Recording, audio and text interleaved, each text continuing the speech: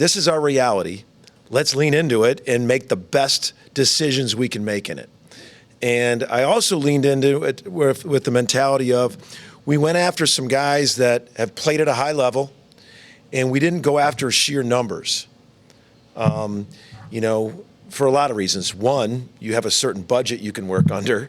And then the other, you know, I have found that, you know, they're in the portal for a handful of reasons. A big one is they want a better situation to play, impact, role. And if you start to get 7 of those, you're not going to have 7 roles for that. Doesn't mean I'll never sign more than 4. It's just this structure of how we built this team. We felt we had some guys back from last year, Dayton and Mo specifically, who got a lot of minutes in key times. And then we had 3 guys that we felt are really good, can be SEC players, but whether 2 of them were injured, Jadon Jones, Jeff Wanko, and then Kowal, we redshirted to gain strength. And he did. He gained 20 pounds and grew an inch. So we got those back, and I just think the 4 guys in the portal, leaning into those guys, we leaned into just the positivity of, like, it was just a mindset. Like, this is our new world. Let's not complain about it. Let's just make the best of it. And I think we got 4 guys that fit who we are, how I want to play, how we want to play, and I'm excited to get to battle with them.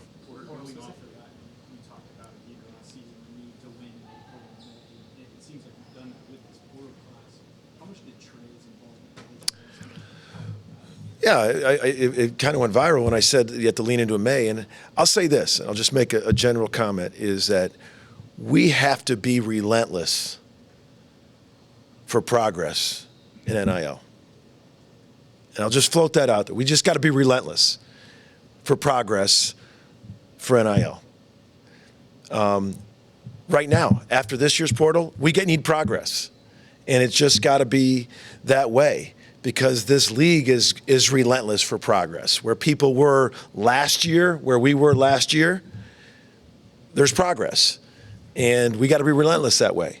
And that's got to be our mindset, our mind frame. It's just, that's the way it is. It's like and I think we have been. I think we're working towards that. And but it's got to be progress.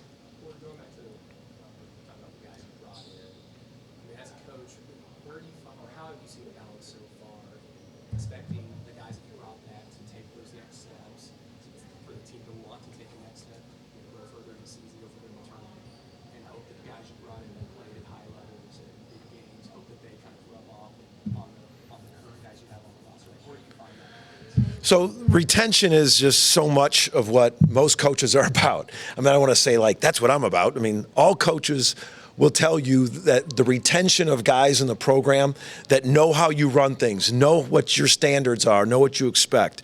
So that retention piece has been the difficult one of the key guys here. So I look at, let's just start with Mo and Dayton. Mo Aggie was split throughout the team, came off the bench last year. And he was one of the highest fouls per minute guys. And I talked to him about that. And he said, you know what, I was always feeling like I had to get something done really fast. And, you know, because Sam was going to come right back in. And I get that when you're split time like that. But he also was ended the year at one of the top offensive rebounds in the nation. He's one of the top returning offensive rebounders in the country. So when Sam went out, we had a long talk. We said, Mo, and that's when he told me that about feeling like he had to do something. I said, we can't afford for you to get in foul trouble. You have to play 25, 26 minutes a game. And if you look at the Missouri senior night, Texas, Georgia, Kentucky, UConn, 5 high-level games where Mo was there, he averaged 9 and 7. I mean, I think anybody would take that 9 and 7 from your 5. So all of a sudden, to retain Mo, who didn't have a summer last year, because he wasn't, I mean, he was in his boot when he got here from Alabama. So he had a whole summer working on his body, working on his thing. I really think Mo just seeing him with Kai, Mo just like a veteran, terminology, everything on things we want to do. Hey, this is how you flip the screen. Hey, on this action, this is what you, just having him mentor Kai, that retention piece of Mo was huge. And I think Mo's going to take another step. Dayton came in, last year, throughout the summer, he was with Duke and Kobe, two older guys, and he was a freshman himself. And then we added Fears, so all of a sudden you added a guy that we kind of knew was going to play a lot. And so Dayton just kept on working. Everything you want, Dayton did. Didn't complain. There were times his minutes weren't where he wanted, and all he did was come to practice and made me say, I got to play Dayton. Like that's what you would tell. I would tell every young player right now on any roster at any level that are not getting the minutes they want or they don't or there is make your coach say, I have to play him. He's bringing value. And that is what Dayton Forsythe did last year. There was a point where we're like, man, he's just bringing so much energy. He's making winning plays. Sometimes the stat sheets wouldn't show it, but like we were watching those winning plays. And then I thought, if you look at all the freshmen, there wasn't a lot of freshmen. He had to be in the top 10 or 12 freshmen of minutes last year. Look at it. I think he was, if you really do that research. So we got him back, and he's grown another year.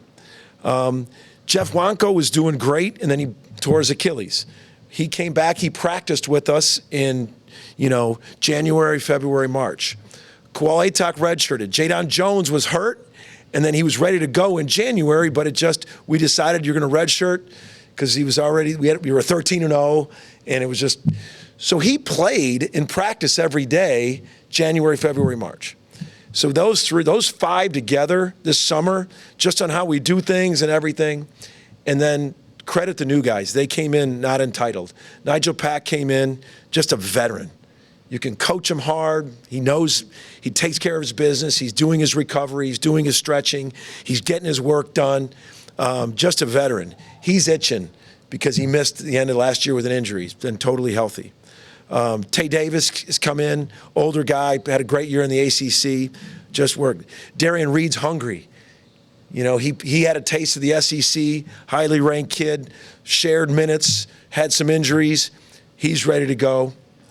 And then X couldn't be a more humbled, hardworking, about the right things guys. So the type of guys we got in the portal, even though there were 4 of the top 100, they didn't come in entitled. They came in blended with the new guys. And what you hope for is that everyone's blending and trying to say that, is that you hope that that's strong enough to handle adversity of the season.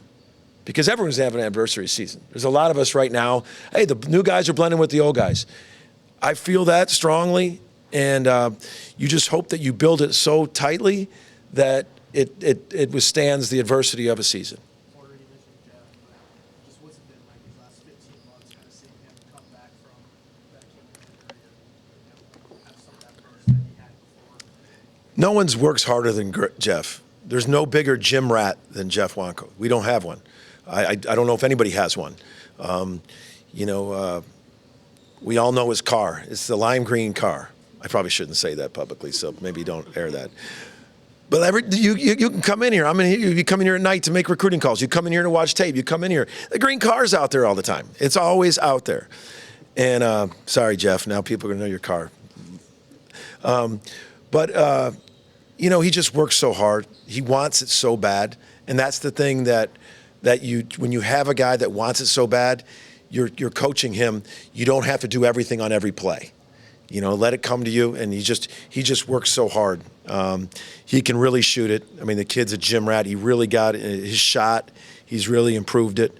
And he could always shoot. But he adds another 6'6" wing, an SEC body, but a tremendous heart. And just for him just to get experience. And the thing you forget about Jeff is went to Tulane to play football, went to junior college, got hurt. He hasn't played a Division I basketball game yet. He has not played a Division I basketball game yet. So he played in the exhibitions. Thought he had a really nice Wisconsin game. I thought he played really solid. Had a huge steal, DCO, pick six. knock down some shots.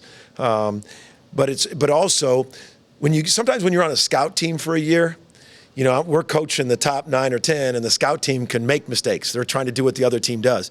Now we're really locking in on where he needs to be defensively, what he needs to do some things. But this kid's heart is huge, competitor, and he really is a rookie. He's an older rookie because he hasn't played, but he's a big part of what we're doing.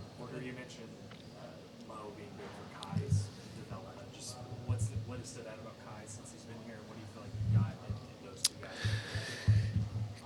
guys? Kai, first of all, we don't have a lot of guys we've had here that just looks like him when he walks in the room. He's a for sure 6'10", 245, 250 with 7'4" wingspan. So he is a true center. And he's got great hands. He's got shot blocking ability. We haven't had a lot of shot blocking here. So he gives you that. And he's learning every day. Mo has got a good IQ. He knows when to flip screens. He knows when to toss them and roll. He knows when, he knows the defensive coverage is more. And Kai, just like any freshman, it's coming fast at him. And I think when freshmen start to slow down, they start to get it. And that's what we, in the hopes of Kai, is he's trying hard. He's doing some good things. He's going to help us just because his size and physicality and his length, because you need that in the SEC. Some teams have 4 of those guys. We do not. Bigs were a huge premium in the portal. And it is tougher to get a big in the portal. So I thought we got a top 60 high school kid that we're going to build and work with, and we got Mo back, who's a veteran, who's played a lot of minutes at this level, and then we can also go small ball. Tay Davis and Darian are 2 guys, and you throw Jeff in there, all of a sudden you can go small ball, and they got to guard us. You're 6'9", 6'8", 6'6", athletically that can do a lot of things switching. So we got some options with that. Birmingham, you mentioned Tay Davis. Defensively, could be one of the best players in the nation this season. Just what is it about his skill set on that end of the court that's really stood out since he got here? His lateral quickness combined with his length. And his effort. When you have 6'9" with long arms playing that hard that can stay in front of a smaller guard, it's just hard. Sometimes when a bigger guy is 6'9" switches on a guard and they can go by him. And then when they go by him, they got the vision. If you can't go by Tay, he's 6'9" still. And he's just got great lateral quickness. He's got great effort. He's got great pride with his defense. He's got a strong chest. I know that, he can chest you up and hold you to where you're just not opening up and retreating. He can level you off. And that's, sometimes you see smaller undersized guards level you off, get underneath you. He can level you off at 6'9". And that's why I think he's so dangerous, because you can switch with him, take vision away from smaller guards. Deflections. We're charting deflections all the time. His length at getting deflections to start transition. I just think he can really do a lot of disruption on defense. You guys brought in Darian, who came in as a 5-star, highly talented kid, and maybe didn't have the year that he wanted to last year, dealt with some injuries. What do you think that he can bring to this team this year? Darian, we're hoping he brings a lot of different things. A bigger guard defensively, a bigger guard offensively. He's really worked on his shot, his catch and shoot 3. He can body you up and swivel post you in the post, but really on the glass. On the glass. There was numbers of games that we just got hurt in the trenches, rebounding. Just the size and athletic ability of the SEC. And just in those trench rebounds, jumping up, and he's 6'8", physical, goes after it. We really need him to rebound in those trenches with him and Tay and Mo and Jeff to get those rebounds that hurt us last year. But he's really being able to knock down that shot has been a key that for him moving forward. But I think Darion, I think the reason why he's so good is he can do a lot of different things. I think he's going to be a defender, a rebounder. He makes nice passes too. He can see and make some nice passes. Swivel post, kind of finish at the basket, transition. So we're hoping he does a lot of all-around things for us. You always talk about the race of maturity for your guys. How important is it to have the returning core that has so much SEC experience and bringing in a bunch of veteran guys that have either experienced the SEC or really high-level college basketball to kind of help the gel process for? Going through the portal, I don't want to say it's 100% when a kid comes from a lower conference. I'm not saying that because there's been a tremendous amount of players that come from a conference not. But I would say overall, the percentages of when you get guys that are night in and night out against, and I think it's even going to become more important because I think as more and more couple years into this cycle of NIL and the portal, you're seeing some of these Power Four, Big East rosters loaded. You're seeing them loaded. And so I think it's going to be more important to have guys play against such a high level. That was our flaw. It doesn't mean we're not going to ever take it, or some of those guys that come from, because there have been some very good ones, and I could rattle off a bunch. But I think it's important. I mean, Darion's referenced the offensive rebounding in the SEC in our locker room.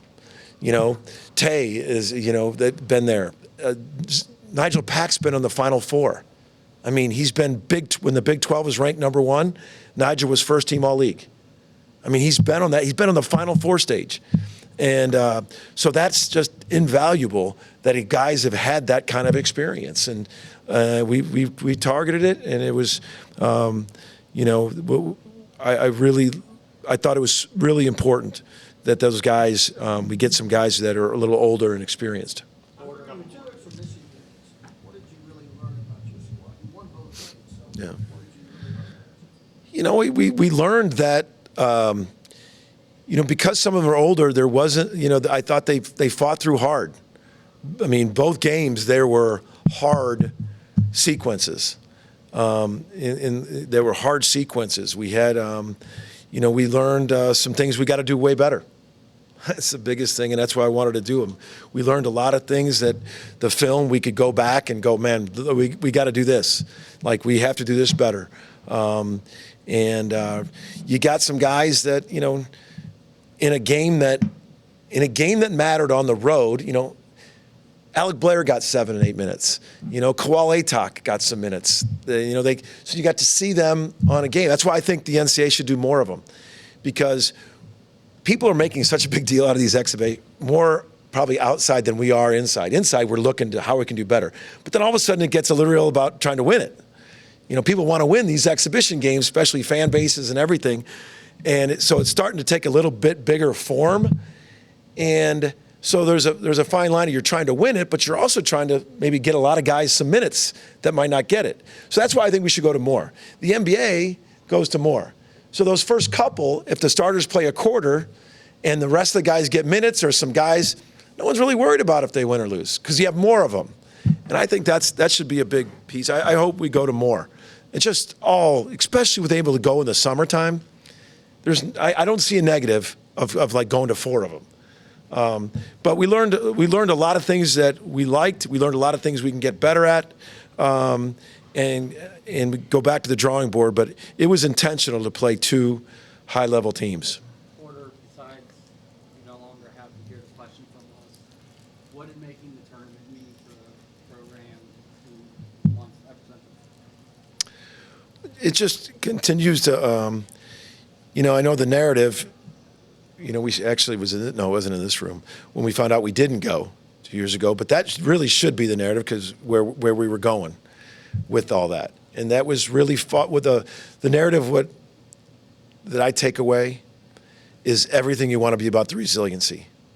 Everything you want, backs against the wall, started out 10th in the country, hit a hard spot, all this thing, and the resiliency to fight through and to keep fighting through hard to find a way just showed, the program, the guys coming back, a belief and a path to, I sat in front of you game after game with you guys, some tough losses, and there's a path. And the guys to see that and get there. And make no mistake, that's not my goal, is just to get the ticket in there. And I said that to every recruit. But they saw the path and where we're going with that. And, because it was. I mean, you don't want to go, coulda, woulda, shoulda about the narratives of it should be, hey, we're trying to get 3 in a row this year. I mean, it's just, but it was very, very hard to swallow how we didn't. But then the narrative turns a certain way. And, but our narrative that we're focusing in on is resiliency, direction, fighting through hard, fighting up that mountain where we're trying to go. And that's what we're hanging our hat on with this program is that togetherness, toughness, belief, resiliency. And we need your help. We need people's help. We have to fill Lloyd Noble. We have to get that atmosphere. We have no better example on the globe of high-level basketball of what a fan base can do than the Thunder. That atmosphere is the best in the sport of basketball, hands down. I've played in every college venue. I've watched pro. I've been to games from my hometown of Chicago when the Bulls were in the run. I've never seen an atmosphere like a Thunder game, and it makes a difference. I don't think there's a sport that makes a difference more than basketball, and I'm biased because it's right on top of you. And in this league, to be the best of the best and to go in where we got to go, we need your help to be wherever we're going. I think the fans are going to love this team. I think they're going to see how hard they work, how together they are, and we've got to sell out that arena night in and night out. Not just when we're doing well, or not if we have a bad game, or not. We need to consistently make that a great place to be. And I've been in there when it's full, and even though it's older, even though it has its leaks, its drips, its different problems, noise is noise. Excitement is excitement. Fan bases are fan bases, and that's what we got to create in that arena.